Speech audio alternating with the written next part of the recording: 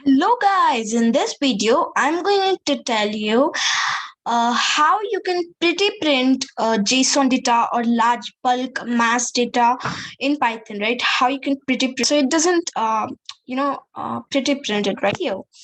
So here I have some sample JSON by searching on Google by sample JSON data, JSON, and then I run this.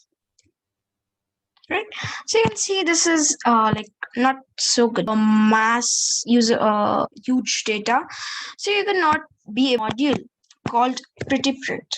So that's it's pp print, right? P print, you can just improve the function and then p print. So for example, if you run the same thing now, if you run the same thing, you see that it's much all pretty printed.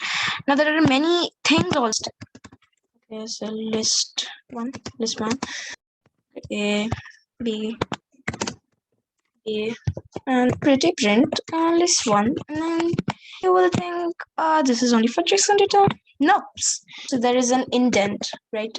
So indent is there's for lists, it's the width, right? You can now if I run it, you can see that if the width is 10, you can see how. If I do the same with the sample JSON and then run it, doesn't happen with width, and this works with the indent, right?